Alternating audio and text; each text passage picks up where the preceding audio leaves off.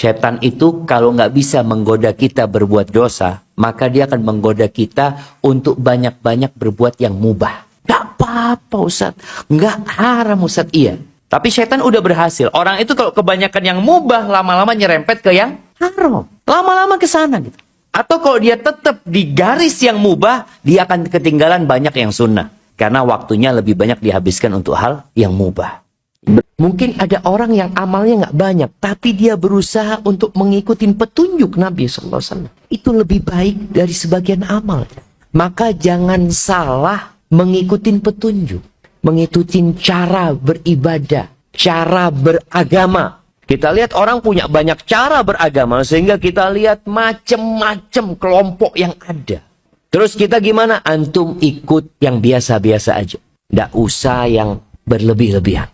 Ikut bagaimana beragamanya Rasul Sallallahu Alaihi Wasallam. Jadi kita perlu menjaga hati kita jemaah untuk meniti jalan yang baik.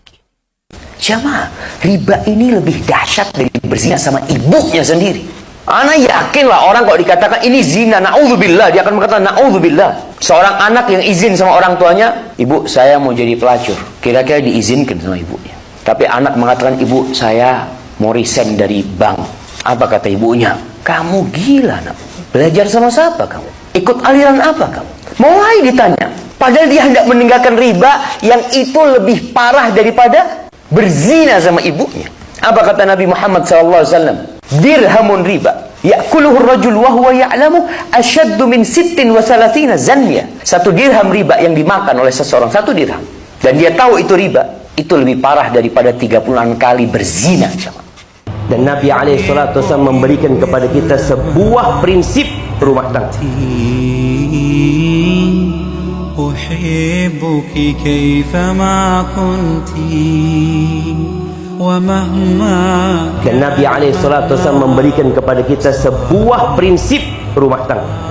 Kata beliau SAW, la yafraq mu'minun mu'minah. Orang yang beriman, lelaki yang beriman nggak boleh membenci istri yang beriman. In kariha minha khuluqan, kalau ada perilaku istri yang tidak dia sukai, radiya minha akhar, engkau ridho dengan yang lainnya. Yang hari ini engkau siap untuk mengatakan qabil tuh karena kau melihat kepada kelebihannya. Hal ini terus engkau pakai sampai hayat, sampai akhir hayat. Rasulullah Sallallahu Alaihi Wasallam mengatakan ayatul munafik salah. Ada 3 tanda orang munafik. Idza haddatsa kadzab. Kalau dia berbicara, dia berdusta. Wa idza wa'ada akhlaf. Kalau dia berjanji, dia ingkar janji. Wa idza tumina khana. Dan kalau dikasih amanah, dia berkhianat. Maka diperangin sifat ini. Itu kenapa nggak boleh? Meminjamkan uang pembiayaan itu, meminjamkan uang, lalu kita duduk menunggu hasilnya, tanpa mau rugi, itu nggak boleh. Kenapa? Ini mengajarkan kemalasan. Ketika riba diperbolehkan, dia itu lintah darat. Lintah darat, lintah itu kerjanya adalah mengisap darah manusia atau darah binatang. Ini manusia yang berakal ngisap darahnya saudaranya sendiri. Saudaranya yang kerja, saudaranya yang capek, lelah, dia nggak mau tahu. Engkau rugi nggak rugi, dia mau untung. Modalnya tetap, untungnya bertambah terus. Makanya diharamkan riba. Jual beli dihalalkan. Kenapa? Karena kita harus bekerja. Yang namanya kerja ya untung rugi lah. Kebanyakan kita memperhatikan penampilan. Dia kalau bercermin yang dilihat wajahnya. Yang dilihat tubuhnya. Allah nggak ngelihat kepada wajah. Innallaha la yanzuru ila suwarikum. Allah nggak ngelihat kepada harta yang kau milikin.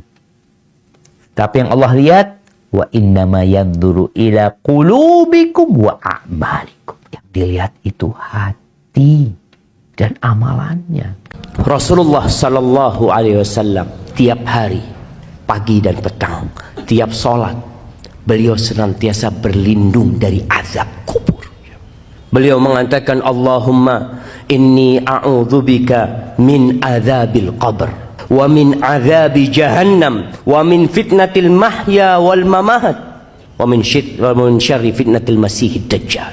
Terus berlindung. Karena beliau tahu urusan kuburan ini. Mungkin sebagian di antara kita baca tuh doa, tapi tidak meresapi itu doa. Dan ketahuilah, semua cinta yang tidak dibangun di atas keridhaan Allah akan menjadi permusuhan pada hari kiamat. Yakin. Allah mengatakan al-akhillau yawma idzin ba'duhum li ba'din adu illal muttaqin. Al-akhilla itu orang yang saling mengasihi, orang yang saling mencintai, kelak pada hari kiamat akan saling bermusuhan. Illal muttaqin, kecuali orang-orang yang bertakwa, yang cintanya dibangun di atas takwa. Antum ingat 7 golongan yang mendapatkan naungan di padang mahsyar. Salah satunya siapa? 2 orang yang saling mencintai karena Allah, berpisah karena Allah, berkumpul karena Allah, bukan karena nafsu. Makanya menikah itu tidak harus ada cinta, jemaah, tapi cocok. Jadi ditanya, sudah cocok sama fulana? Anak kalau ngelihat hati anak sudah ngeretak. Terus cintanya gimana? Allah yang menjadikan cinta. Allah mengatakan wa ja'ala bainakum mawaddatan wa rahmah. Dialah yang menjadikan di antara kalian cinta dan kasih sayang. Jadi yang penting antum sudah litaskunu ilaiha tadi, udah lihat mandang, udah nyaman nih. Maka yang muda-muda jangan berpikir untuk pacaran, enggak usah, supaya anak tahu dengan karakter istri anak. Dalam masa pacaran itu, semua itu menyembunyikan hakikat dirinya. Karena dia takut sang laki ini jadi nggak suka sama dia. Kalau tahu kekurangannya dia, selalu ditutup-tutupin.